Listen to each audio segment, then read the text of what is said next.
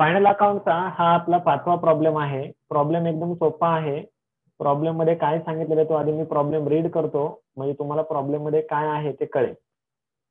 Following are the balances of Jhalkari Devi limited as on 31 March 2020.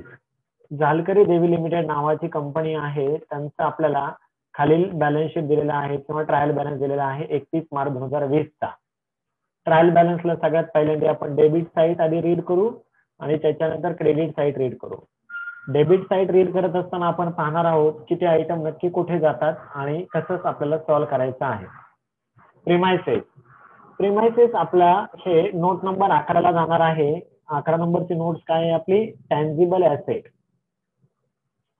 Plant 11 number notes tangible asset. Stock दिलेला आहे. लक्षात घ्या, trial बॅलन्सला दिलेला stock हा नेहमी ओपनिंग स्टॉक असतो. काय असतो तो? ओपनिंग स्टॉक असतो.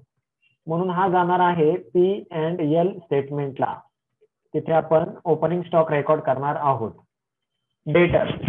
डेटर हे आपले ट्रेड रिसिवेबल आहेत, म्हणून डेटर्स कुठे रेकॉर्ड करणार आपण? तर नोट नंबर 19. नोट नंबर 19 म्हणजेच काय? Trade receivable. गुडविल नवीन आलेला आयटम आहे. Note number 12. इनटँजिबल ऍसेट दिसत नाही असे ऍसेट आहे, त्यामुळे ते आपण नोट नंबर 12 ला रेकॉर्ड करणार आहोत. Cash at bank note number 20. Cash. Calls in arrears less करणार आहोत 1 नंबर मधून. 1 नंबर म्हणजे शेअर कॅपिटल जे पेड अप कॅपिटल आहे त्यातून लेस करणार आहोत. Interim dividend paid note number 27. Other expenses. Purchases. Purchases आपण काय करणार आहोत? तर P&L स्टेटमेंटला दाखवणार आहोत. Preliminary expenses note number 16. Other non current asset. Preliminary expenses other non current asset. Wages note number 25. General expenses note number 27.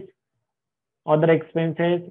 Salary note number 25. Employee benefits expenses. Bad debts note number 27. Other expenses. Debenture interest paid it is also other expenses. Note number 27. ही झाली debit side. आता आपण credit side पाहू. Credit साईडला दिलेला आहे share capital. Note number 1. 12% debenture. Note number 3. Long term borrowing. Profit and loss account. Last इयरचा profit दिलेला आहे. Note number 2. B surplus. Last year profit म्हणून आपण दाखवणार नोट नंबर 2 मध्ये सरप्लस हेडिंग खाली. बिल्स पेएबल नोट नंबर किती? 8. Trades payable.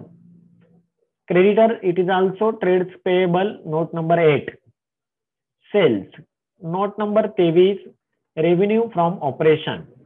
General reserve note number 2. Reserve मध्ये दाखवणार under heading reserve 2A. Provision for doubtful debts as on 1 April 2019. 1 April 2019 ची म्हणजे मागच्या वर्षीची प्रोव्हिजन फॉर डाउटफुल डेब्ट्स, त्यालाच आपण काय म्हणतो? RDD म्हणतो. ही ओल्ड RDD आहे, म्हणून आपण ही दाखवणार नोट नंबर 4 ला. नोट नंबर 4 काय? Deferred tax liability. Note number 4 RD 4 number नोटला दाखवणार. अशा प्रकारे आपण काय केलं की ट्रायल बॅलन्स समजून घेतला, नक्की त्याचं पोस्टिंग कुठे कुठे होणार आहे आणि त्याचा एक एक इफेक्ट जेवढ्या नोट्स आहेत तिथे दाखवलेला आहे. आता आपण एक एक ऍडजस्टमेंट पाहू आणि त्याचं काय करायचं तेही पाहू. त्याचे 2 इफेक्ट होणार आहेत. नंबर 1 फर्स्ट ऍडजस्टमेंट आहे depreciate plant by 15%. 15% plant depreciation करायला सांगितलेले आहे, म्हणून प्लांटला एक स्टार करून घ्या. प्लांट नावाच्या आयटमला स्टार करा आणि त्याचे इफेक्ट लक्षात घ्या काय करायचे आहेत. फर्स्ट इफेक्ट करणार लेस प्लांट म्हणजे नोट नंबर 11 मधून लेस करणार आणि त्याचा दुसरा इफेक्ट नोट नंबर 26 डेप्रिशिएशन ह्या हेडिंग खाली दाखवणार. काय करणार? तर या प्लांट मधून 15% अमाऊंट वजा करणार आणि नोट नंबर 26 ला दाखवणार. नंतरची ऍडजस्टमेंट आहे ती म्हणजे नोट 2 नंबरची. Write off ₹5,000 from preliminary expenses. Preliminary expenses नावाच्या आयटमला स्टार करा. इथे आहे पहा 50,000चा, त्याला एक स्टार करा आणि त्याचा आता इफेक्ट करायचे आहेत. काय इफेक्ट करायचे पहा. प्रिलिमिनरी एक्सपेन्सेस राईट ऑफ करायला सांगितलेलं आहे, म्हणजे लेस करायला सांगितलेलं आहे, कमी करायला सांगितलेलं आहे. म्हणून फर्स्ट इफेक्ट करणार आपण लेस प्रिलिमिनरी एक्सपेन्सेस म्हणजेच नोट नंबर 16 आणि त्याचा दुसरा इफेक्ट नोट नंबर 27 ला दाखवणार अदर एक्सपेन्सेसला. म्हणून लेस 16 प्रिलिमिनरी एक्सपेन्सेस 50,000तून 5,000 वजा करणार आणि 27 नंबरची अदर एक्सपेन्सेस नावाची नोट्स आहे त्या ठिकाणी दाखवणार. नेक्स्ट 3 नंबरचे adjustment. Half year debenture interest is due. Debenture interest due आहे, द्यायचा आहे. इथे पहा डिबेंचर इंटरेस्ट पेड म्हणून नावाचा आयटम दिलेला आहे, त्याला एक स्टार करून घ्या. तर आता हे डिबेंचर इंटरेस्ट आउटस्टँडिंग आहे, याचे इफेक्ट काय इफेक्ट करायचे पहा. 12% डिबेंचर्स आहेत 30 लाखाचे, म्हणून 30 लाखावरती सगळ्यांनी लक्षात घ्या काय करायचं. 30 लाखावरती 12% आधी व्याज काढायचं, ते येतं 3,60,000. हे वर्षाचं आहे आणि आपल्याला काय सांगितलेलं आहे, हाफ इयर्स, निम्म्याच वर्षाचं पेंडिंग आहे, द्यायचं बाकी आहे, आउटस्टँडिंग आहे. 3,60,000च्या निम्मे म्हणजेच किती, 1,80,000. 1,80,000 काय करायचंय, आउटस्टँडिंग आहे ते दाखवायचंय. कुठे दाखवणार, तर नोट नंबर 3 आणि 27 नोट नंबरला दाखवणार. जे पहिलं आहे त्याच्यात ऍड करणार. काय सांगितलं पहा, 3 नंबर जिथं आपण 12% डिबेंचर्स लिहितो त्यात ऍड केलं तरी चालतं, पण आपण सेपरेट दाखवतो म्हणून 3 नंबरच्या नोट्सला आपण 12% डिबेंचर्स लिहिणार. त्याच्यामध्येच खालच्या बाजूला लिहायचं आउटस्टँडिंग डिबेंचर इंटरेस्ट 1,80,000 आणि त्याचा दुसरा इफेक्ट काय करायचा, तर हे जे 1,80,000 जे लिहिलेलं आहे 27 नंबरला, या 27 नंबर्स मध्ये तेवढे काय करायचे, ऍड करायचे. अशा प्रकारे आपण 3 नंबरची नोट्स करणार. आता आपण पुढे जाऊ 4 नंबरच्या नोट्सकडे किंवा वर्किंग नोट ऍडजस्टमेंटकडे. Create 5% provision on debtors for doubtful debts, म्हणजेच RDD ची ऍडजस्टमेंट सांगितलेली आहे. किती टक्के सांगितलेले आहे, 5%. डेटर्स पहा, डेटर्स इथं आहेत 8,70,000चे, म्हणून 8,70,000 समजून घ्या नीट व्यवस्थित. 8,70,000 गुणिले 5% करायचं, किती येतात, 43,500 रुपीज. 43,500 ही RDD आली. आता याचे इफेक्ट काय करायचे, तर फर्स्ट इफेक्ट करायचा तो म्हणजे नोट नंबर 4 ला आणि दुसरा इफेक्ट करायचा नोट नंबर 27 ला. नोट नंबर 4 आणि नोट नंबर 27. ही जी ओल्ड RDD आहे ना 4 नंबरला 35,000, याच्यात ऍड केले तरी सुद्धा चालतात. याच्यात ऍड करायचे आणि 27 नंबर अदर एक्सपेन्सेस आहे त्या ठिकाणी दाखवणार आहोत आपण. सेपरेट लिहिले तरी चालतं आणि एकत्र लिहिले तरी चालतं. तुम्हाला जसं योग्य वाटेल त्याप्रमाणे केलं तरी चालेल. शेवटची ऍडजस्टमेंट पाहू, ही 5 नंबरची ऍडजस्टमेंट पाहू. Provide for income tax at the rate of 50% of current year profit. Current इयरचा जो प्रॉफिट आहे त्याच्यावरती आपल्याला सांगितलेलं आहे ते म्हणजे income tax provision for taxation सांगितलेलं आहे. काय करायचं पहा, प्रोव्हिजन फॉर टॅक्सेशनची ऍडजस्टमेंट आपण काय करतो, तर फर्स्ट इफेक्ट दाखवतो त्याचा आपण काय करतो, बोला मीच बोलतोय. 2C म्हणजे 2 नंबरचे जे नोट्स आहे रिझर्व्ह अँड सरप्लस, त्यामधलं C हेडिंग जे आहे लेस अप्रोप्रिएशन, त्या ठिकाणी प्रोव्हिजन फॉर टॅक्सेशन नावाचा आयटम दाखवणार आणि त्याचा दुसरा इफेक्ट करणार नोट नंबर 10 ला शॉर्ट टर्म प्रोव्हिजनला. बरोबर ना? हो सर.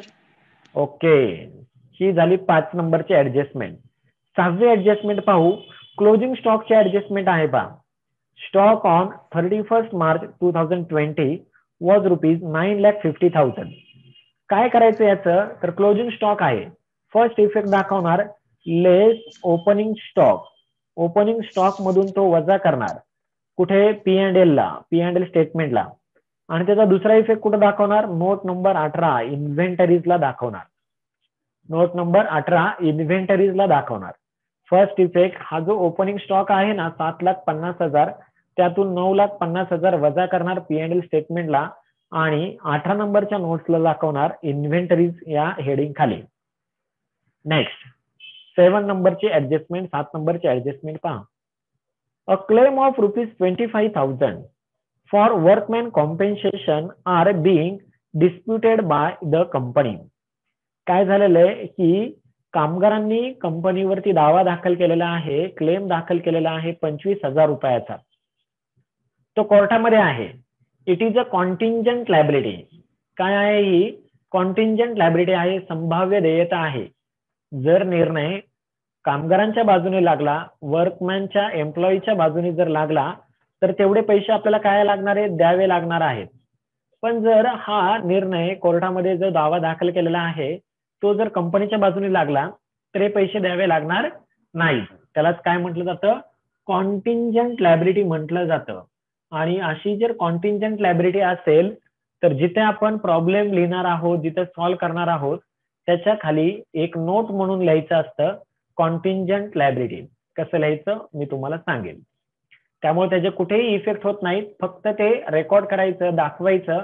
जसं दिलंय ना तसं लिहिलं तरी सुद्धा चालतं. जिथं आपण प्रॉब्लेम सोडवणार आहे त्या ठिकाणी ते लिहावं लागतं. 8 नंबरची adjustment, transfer of ₹10,000 to general reserve. General रिझर्व्हला 10,000 रुपये ट्रान्सफर करायला सांगितलेले आहे. जनरल रिझर्व्ह नावाचा आयटम आपल्याला ट्रायल बॅलन्सला क्रेडिट साईडला दिलेला आहे 2,50,000. त्याला स्टार करून घ्या. 2,50,000 ही जी 2,50,000 आहे त्याच्यामध्ये आपल्याला रक्कम ऍड करायची आहे. ट्रान्सफर करायला सांगितलेले आहेत म्हणल्यानंतर त्याचा फर्स्ट इफेक्ट दाखवायचा 2C ला. 2C म्हणजे 2 नंबरची हेडिंग जे आहे आपले नोट रिझर्व्ह अँड सरप्लस, त्यातील लेस अप्रोप्रिएशन हेडिंग खाली दाखवायचं, म्हणजे 2C ला दाखवायचं. हा करायचा फर्स्ट इफेक्ट. आणि दुसरा इफेक्ट काय करायचा? तर दुसरा इफेक्ट त्याच वर्किंग नोट मध्ये होतो, त्याच नोट्स मध्ये होतो. नोट नंबर 2 लाच दाखवायचं, ऍड करायचं. कशामध्ये? जे पहिलं जनरल रिझर्व्ह आहे म्हणजेच हा 2.5 लाखाचा, त्याच्यामध्ये हे 10,000 काय करायचे? ऍड करायचे. म्हणून त्याचे इफेक्ट काय?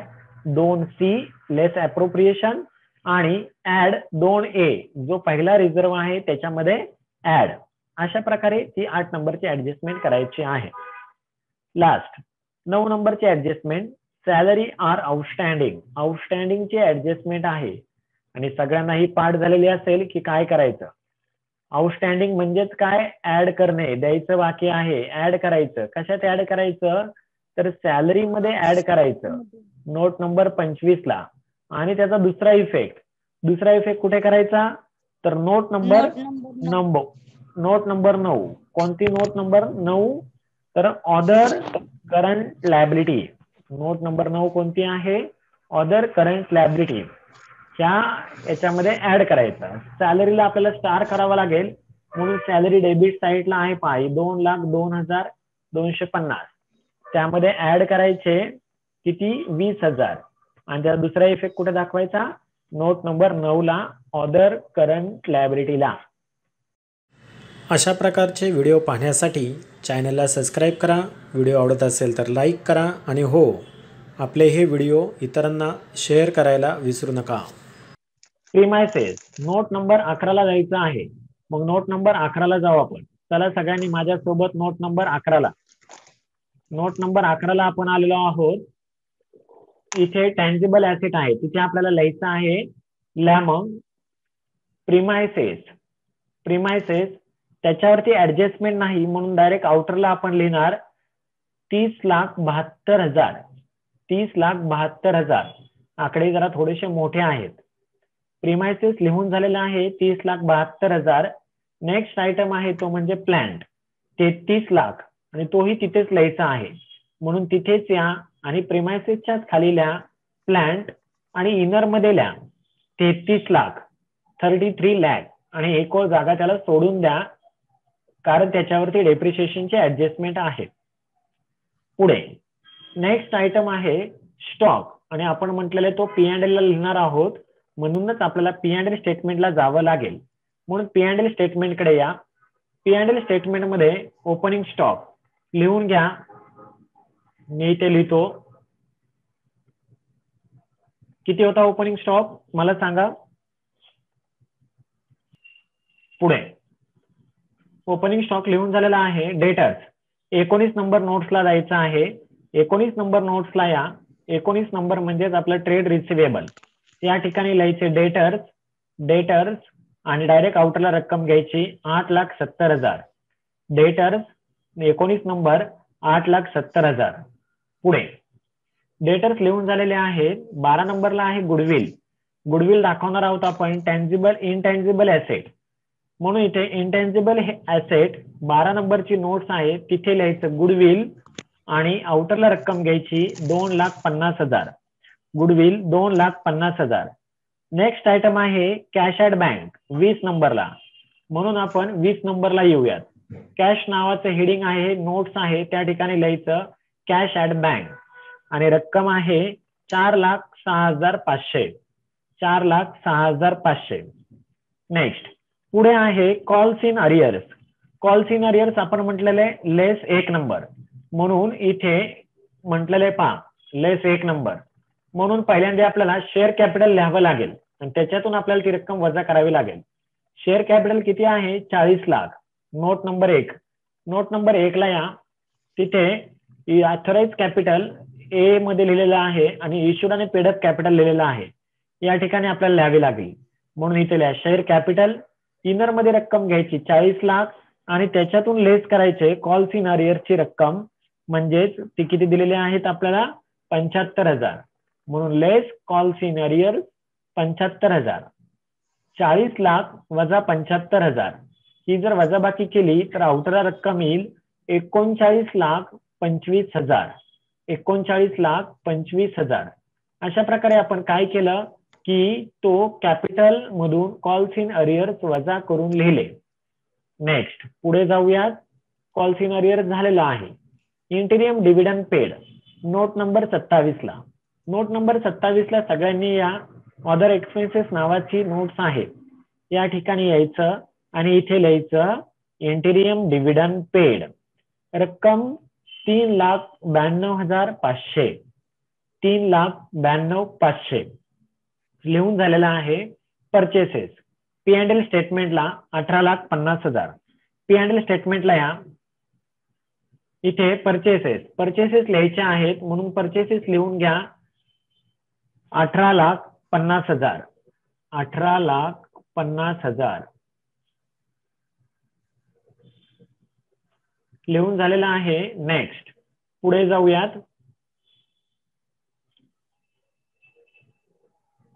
परचेसेस झाले. प्रिलिमिनरी एक्सपेन्सेस आणि स्टार आहे 16 number other non current asset. 16 number हेडिंगला जावं लागेल. 16 नंबर हेडिंग आहे अदर नॉन करंट ऍसेट. त्या ठिकाणी लिहायचं preliminary expenses.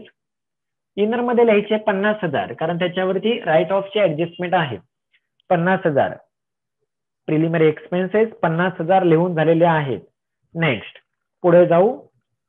Wedges note number 25 employee benefits expenses. 25 number नोट्सला आलो. Employee benefits expenses wages. Direct आउटरला रक्कम लिहायची 9,79,800. 9,79,800 वेजेस. नेक्स्ट वेजेस झाले. General expenses note number 27 general expenses interim डिव्हिडंडच्या खाली जनरल एक्सपेन्सेस रक्कम 68,350. 68,350 आउटरला 27 नंबर नोट्सला. फास्ट लिहा. Salary 25 number notes employee benefits expenses. Note number 25 कडे या. वेजेसच्या खाली सॅलरीज. इनर मध्ये लिहायची ऍडजस्टमेंट आहे 2,02,250. 2,02,250. एक ओळ जागा सोडून द्या. नेक्स्ट सॅलरी झालेला आहे. पुढे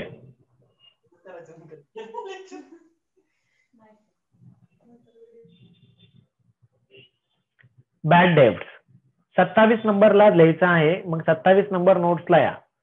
इथे म्हणा बॅड डेब्ट्स आणि रक्कम आउटरला घ्या 21,100. 21,100 bad debts 27 number other expenses 21,100. Bad डेब्ट झालं. डिबेंचर इंटरेस्ट 27 नंबरच लिहायचं आहे, तिथेच लिहायचं आहे. बॅड डेब्टच्या खाली डिबेंचर इंटरेस्ट पेड. स्टार आहे, इनर मध्ये लिहायचं 1,80,000 आणि एक ओळ जागा सोडून द्यायची त्याला. त्याच्यावरती ऍडजस्टमेंट आहे, आउटस्टँडिंग डिबेंचर इंटरेस्ट ऍड करायचं आहे, एक ओळ जागा सोडून द्या. अशा प्रकारे आपण डेबिट साईडचं पूर्ण पोस्टिंग केलेलं आहे. आता क्रेडिट साईडला येऊ. क्रेडिट साईडच्या एक एक आयटमचं पोस्टिंग करू. सगळ्यात पहिल्यांदा दिलेलं आहे शेअर कॅपिटल, ते ऑलरेडी आपण लिहिलेलं आहे. नंतर आहे 12% debenture 30 lakh. Note number 3 long term borrowing. Long term borrowing मध्ये 12% डिबेंचर्स लिहा, डायरेक्ट आउटरला लिहिले तरी चालतात. 30 लाख रुपये, 30 lakh long term borrowing, 12% debenture 30 lakh, 30 lakhs. Profit and loss account 2B 2 नंबरच्या सरप्लस हेडिंग खाली आपण हा लास्ट इयरचा प्रॉफिट लिहिणार आहे 2,62,500. 2 नंबर नोट्सला आलो आपण रिझर्व्ह अँड सरप्लस, त्यामधील सरप्लस हेडिंग खाली लास्ट इयर प्रॉफिट. एक मिनिट, लास्ट इयर प्रॉफिट लिहा, मी लिहितो तुमच्या सोबत. लास्ट इयर प्रॉफिट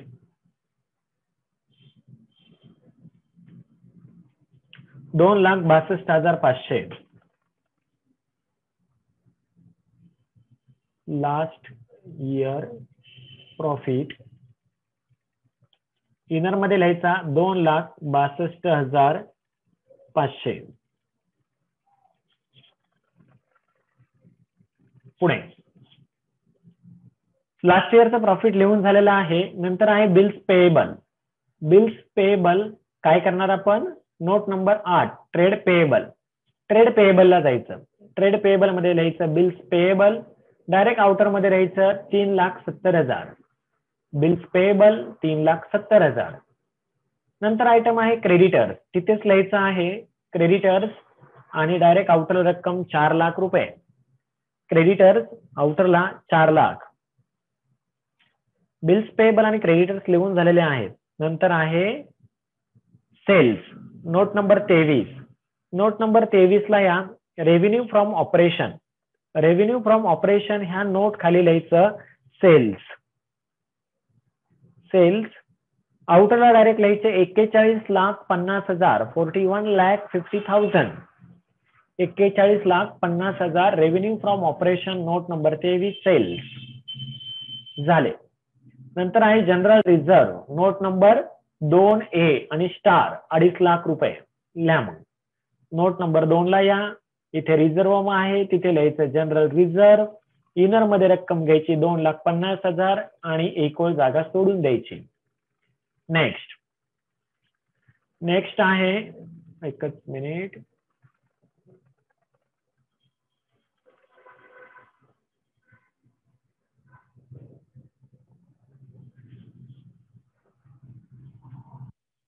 आरडीडी सांगितलेला आहे पहा, आणि ओल्ड आरडीडी आहे 4 नंबर नोट्सला लिहायचं आहे. मग 4 नंबर नोट्सला या डिफर टॅक्स लायबिलिटी, इथे लिहायचं RDD. RDD old, RDD old, आणि इनर मध्ये लिहिली तरी चालते आणि आउटरला लिहिली तरी चालते. कशी लिहा? इनर मध्ये लिहून नंतर आउटरला घेतली तरी चालते. 35,000. 35,000. अशा प्रकारे आपण काय केलेलं आहे, क्रेडिट साईडचं सुद्धा सगळं पोस्टिंग केलेलं आहे. आता एक एक ऍडजस्टमेंट पाहू आणि त्याचं पोस्टिंग करू. सगळ्यात पहिली ऍडजस्टमेंट आहे depreciate plant by 15%. 15% plant depreciation करायला सांगितलेलं आहे. Note number 11. प्लॅन्ट आहे 33 लाख. 33 लाखावरती 15% काढायचं. 33 लाख गुणिले 15%, 4,95,000 लेस करायचे. लिहा मग इथे लेस डेप्रिसिएशन 4,95,000. 33 लाखातून 4,95,000 वजा करायचे. आउटरला येतील 28,05,000.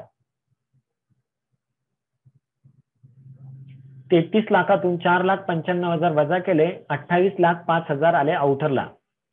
हे 4,95,000 कुठे लिहायचं? 26 नंबर नोट्सला डेप्रिसिएशन हेडिंग खाली लिहायचं.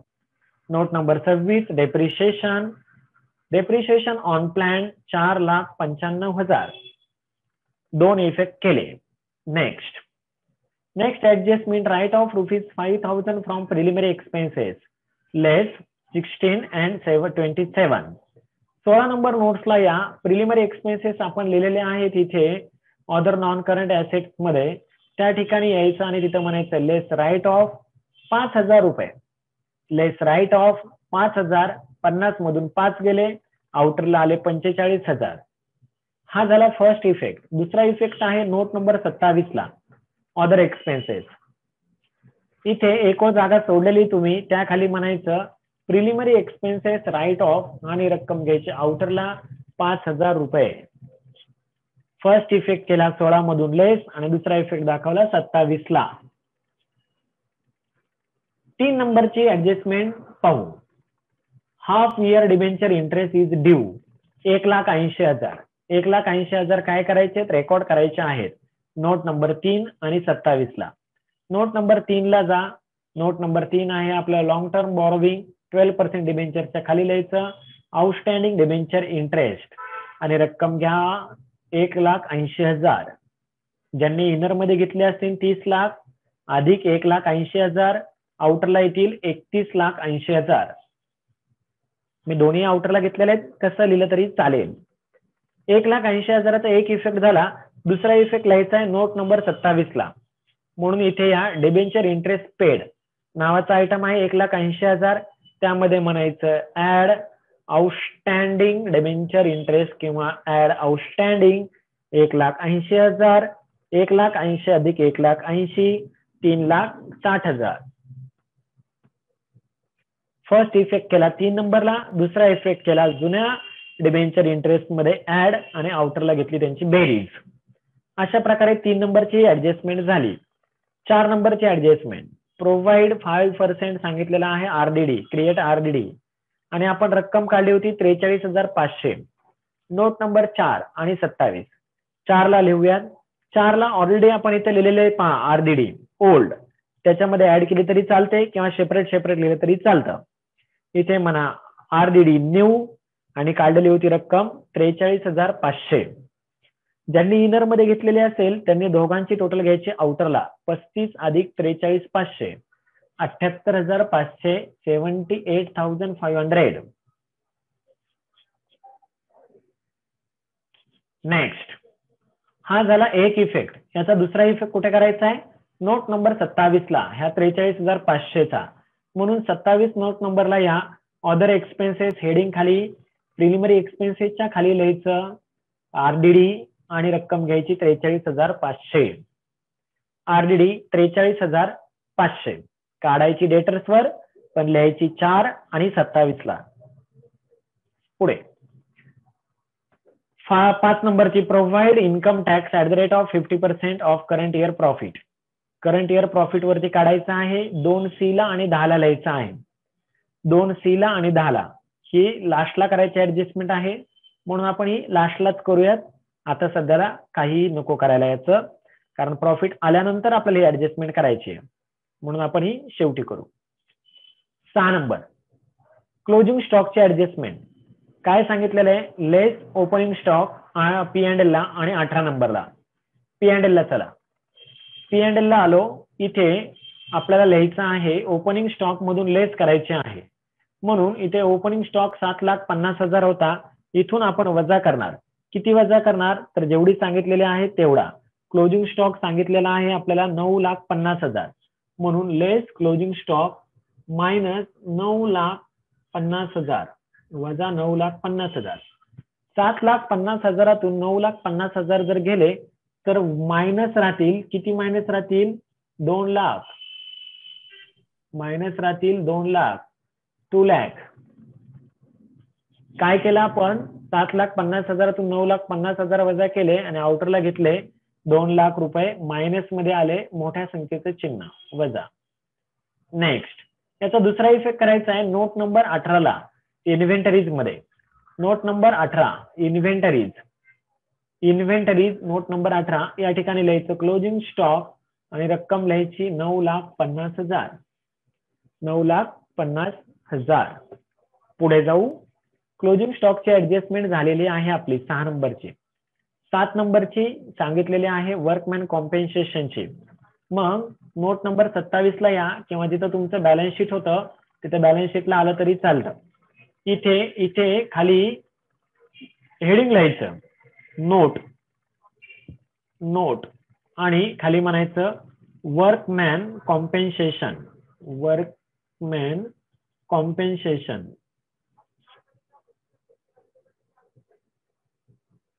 रुपीज किती होतं 25,000. 25,000 नोट कसली नोट आहे कॉन्टिंजंट लायबिलिटीची नोट आहे. याप्रमाणे ती लिहायची. आपले 7 नंबरची ऍडजस्टमेंट झालेली होती. आता आपण 8 नंबरच्या ऍडजस्टमेंट कडे येऊ. 8 नंबरची ऍडजस्टमेंट काय सांगितलेली पहा. 8 नंबरच्या ऍडजस्टमेंट मध्ये असं सांगितलेलं आहे transfer of rupees 10,000 to general reserve. General रिझर्व्हला 10,000 रुपये ट्रान्सफर करायचे आहेत आणि त्याचे आपण इफेक्ट लिहिलेले आहेत 2C म्हणजेच लेस अप्रोप्रिएशन. आणि त्याचा दुसरा इफेक्ट दाखवणार आहे आपण 2 नंबरच्याच नोट्सला ये हेडिंग खाली जे जुनं रिझर्व्ह आहे त्याच्यामध्ये ऍड. म्हणून आपण नोट नंबर 2 ला जाऊ. 2 नंबर नोटला या. 2 नंबर नोटला आल्यानंतर इथे लेस अप्रोप्रिएशन आहे. या ठिकाणी आपल्याला ते दाखवावे लागतील. म्हणून इथे लिहा ट्रान्सफर टू जनरल रिझर्व्ह आणि रक्कम होती 10,000 रुपये. 10,000 10,000. हा फर्स्ट इफेक्ट केला आपण नोट नंबर 2C ला लेस अप्रोप्रिएशन हेडिंग खाली. आता दुसरा इफेक्ट कुठे करायचा आहे तर त्याच नोट मध्ये करायचा आहे रिझर्व्ह मध्ये जनरल रिझर्व्ह मध्ये ऍड करायचंय. म्हणून इथेच लिहा ऍड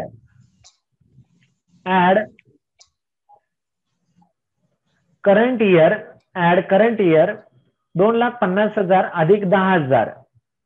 2,50,000 अधिक 10,000 आउटरला येतील 2,60,000. आउटरला किती येतील 2,60,000. ऍडजस्टमेंट झालेली आहे. पुढे जाऊ. Salary are outstanding for current year rupees 20,000. 20,000 रुपये आउटस्टँडिंग सॅलरी आहे. ऍड करायचं आहे नोट नंबर 25 ला. म्हणून नोट नंबर 25 ला जाऊ. सॅलरी तिथं आपण ऑलरेडी इनर मध्ये लिहिलेले आहेत त्या ठिकाणी लिहायचं ऍड आउटस्टँडिंग आणि आउटस्टँडिंगचे अमाऊंट 20,000. 2,02,000 अधिक 250. 2,02,250 अधिक 20,000 ऍड केल्यानंतर आउटरला येतील 2,22,250. काय इफेक्ट केला 25 नंबर मध्ये ऍड केलं आणि आउटरला घेतलं. हा केला आपण पहिला इफेक्ट. दुसरा इफेक्ट करायचा आहे आपल्याला नोट नंबर 9 ला. म्हणून नोट नंबर 9 कडे या. अदर करंट लायबिलिटी मध्ये यायचं आणि इथे लिहायचं. इथे लिहा आउटस्टँडिंग सॅलरी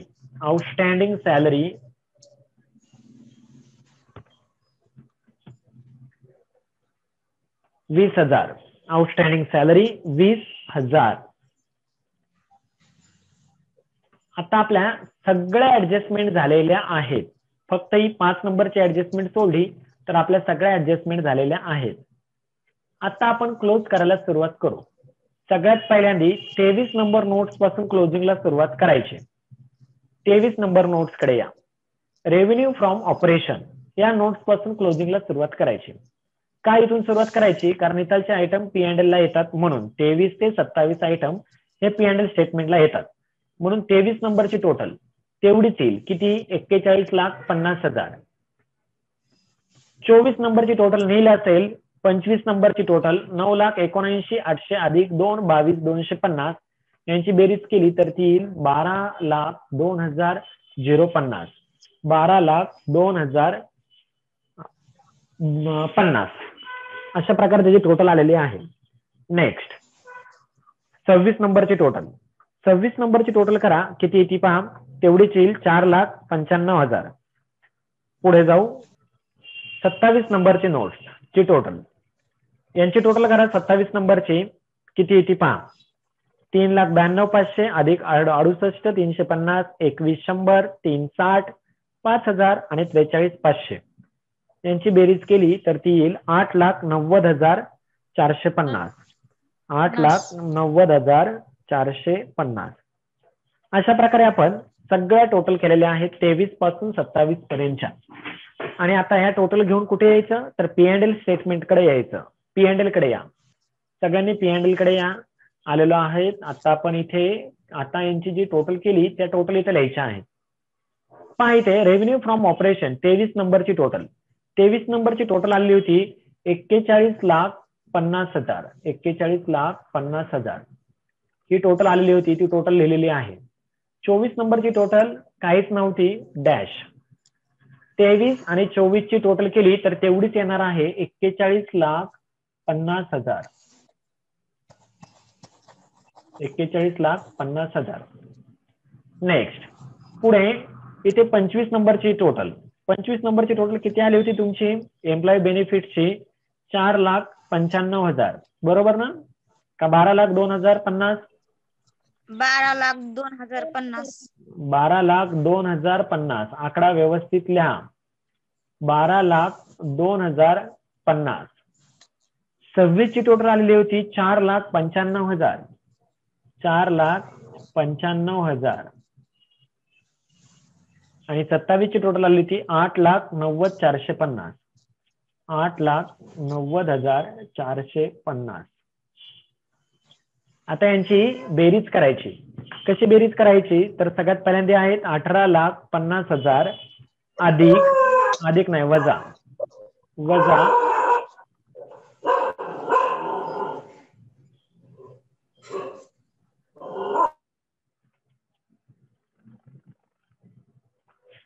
वजा 18,50,000 अधिक 18,50,000 वजा 2,00,000 अधिक 12,02,050 अधिक 4,95,000 अधिक 8,90,450. किती येतात? 42,37,500. बरोबर ना? हो सर. 42,37,500. 42,37,500 सगळ्यांचं आलेलं आहे एवढंच. आता नीट लक्ष द्या काय करायचंय. टोटल रेव्हेन्यू किती आला होता आपला? हा आलेला होता 41,50,000 मधून हे आलेले 42,37,500 वजा करायचे. म्हणून वजाबाकी करा.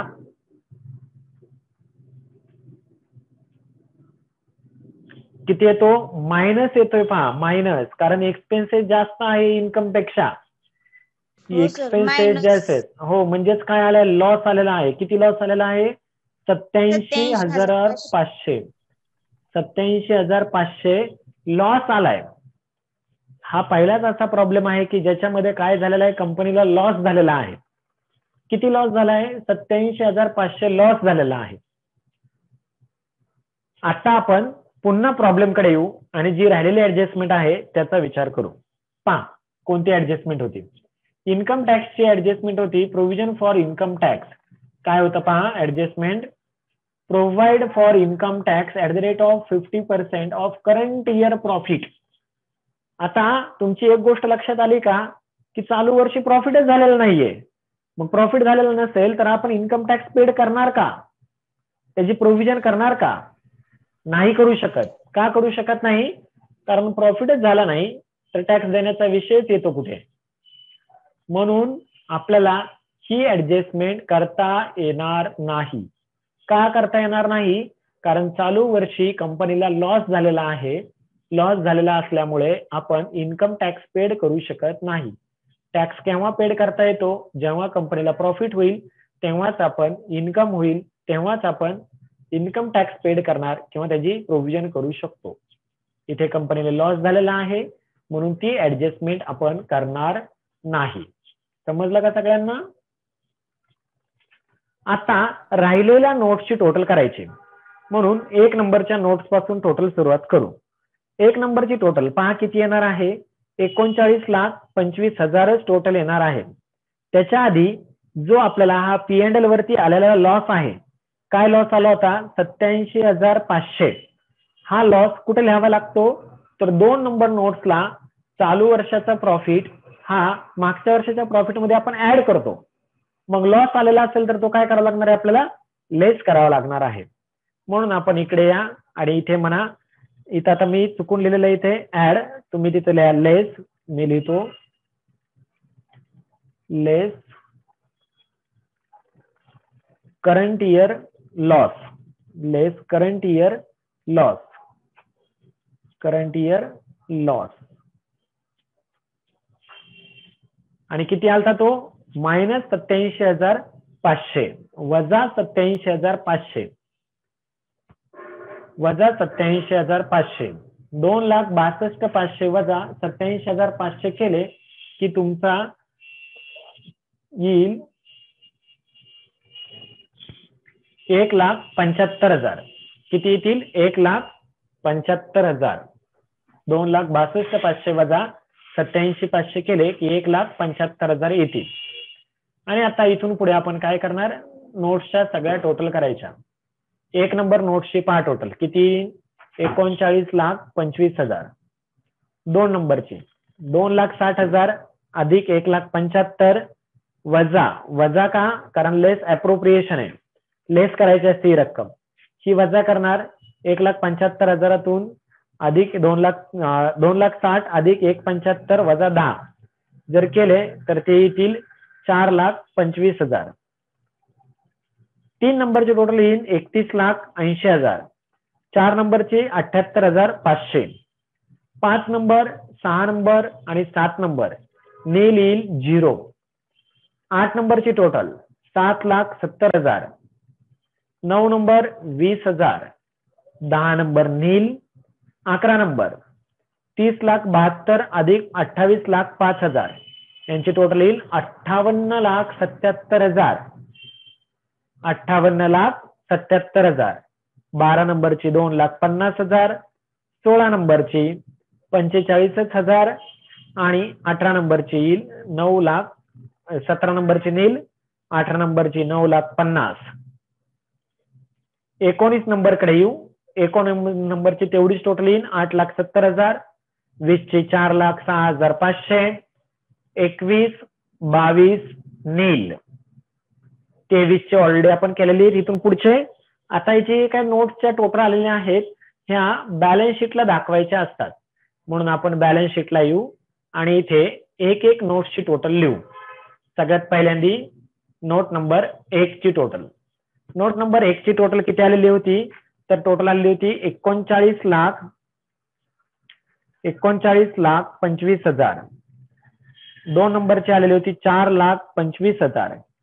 3 नंबरची आलेली होती 31,80,000 आणि 4 नंबरची आलेली होती 78,500. या सगळ्या टोटल आपल्याला बॅलन्स शीटला लिहायच्या आहेत, म्हणून बॅलन्स शीटला या आणि इथे आपण त्यांची टोटल लिहून घेऊ. सगळ्यात पहिल्यांदी 1 नंबरची टोटल जी आलेली होती ती लिहू. 1 नंबरची टोटल आलेली होती तुमची 39,25,000. आकडे व्यवस्थित लिहा. 39,25,000 1 नंबरची. 2 नंबरची आलेली होती 4,25,000. 4,25,000. 3 नंबरची टोटल आलेली होती 31,80,000. 31,80,000. 4 नंबरची आलेली होती 78,500. 78,500. नेक्स्ट पुढच्या टोटल घेऊ आपण 5 पासून पुढे. एकच मिनिट. 5 पासून पुढे टोटल घेऊ. 5, 6, 7 नील होतं. 8 नंबरची टोटल होती 7,70,000. नेक्स्ट 9 नंबरची होती 20,000. त्यानंतर 10 नंबर नील होतं आणि नंतर 11 पासून पुढे आहेत. चला या बॅलन्स शीटला 5 नंबरची टोटल होती 0 नील. नील होती म्हणून तिथं आपण 0 घेऊ. 6 सुद्धा 0च होता. 7 नंबर सुद्धा 0च होता. 8 नंबरची टोटल आलेली होती 7,70,000. 7,70,000. नंतर 9 नंबरची टोटल होती 20,000. टोटल होती 20,000 आणि 10 नंबरची टोटल होती 0 किंवा नील किंवा डॅश. आता यांची बेरीज करायची. बेरीज करा. 39,25,000 अधिक 4,00,000 25,000 अधिक 31,80,000 अधिक 78,500 अधिक 7,70,000 प्लस 20,000. जर यांची बेरीज केली तर ती किती येते? 83,98,500. 83,98,500 एवढीच येते का? हो सर येते. ओके. आता आपण ऍसेट साइडचे टोटल पाहू. 11 ते 22. 11 ते 22च्या टोटल किती आल्या होत्या ते पाहू. 11 ते 22च्या टोटल आलेल्या होत्या, मीही घेतो, लक्षात ठेवा. 58,77,000 नंतर 2,50,000 12ची 13 ते सगळं नीलच होतं. डायरेक्ट 16ची टोटल होती ती म्हणजे 45,000 17 नील होतं. 18ची टोटल होती 9,50,000.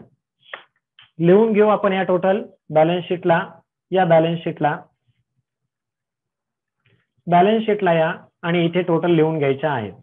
11 नंबरची टोटल जी आलेली होती ती लिहून घेऊ. 11 नंबरची टोटल आलेली होती 58,77,000. 58,77,000. 12 नंबरची टोटल आली होती 2,50,000. 2,50,000. 13 नंबर डॅश होता, नील होती, 0 होती. 14 नंबर सुद्धा नील होती, 0 होती. 15 नंबर सुद्धा 0. 16 नंबरची टोटल होती 45,000. 45,000. नेक्स्ट 17 नंबरची टोटल 0च होती, डॅश होता. 18 नंबरची टोटल होती 9,50,000. 9,50,000. नेक्स्ट 19 पासून पुढच्या टोटल घेऊ. 19 पासून पुढच्या टोटल. एकच मिनिट. 19 नंबरची टोटल होती 8,70,000. नंतर 20 ची होती 4,06,500. 20, 21, 22 तर काय नीलच होतं, संपलं. एवढ्याच टोटल होत्या. चला बॅलन्स शीटला येऊ पुन्हा एकदा आणि त्या टोटल लिहून घेऊ. बॅलन्स शीट 19 नंबरची टोटल होती ती लिहून घ्यायची. 19 ची टोटल होती 8,70,000. 8,70,000. 20 ची टोटल आलेली होती 4,06,500. 4,06,500. 21 डॅश आणि 22 सुद्धा डॅश. आता यांची टोटल करायची. यांची टोटल सुद्धा तेवढी आली की म्हणायचं आपलं बरोबर आहे. 58,77,000 अधिक 2,50,000 अधिक 45,000 अधिक 9,50,000 प्लस 8,70,000 अधिक 4,06,500. टोटल येते 83,98,500. 83,98,500.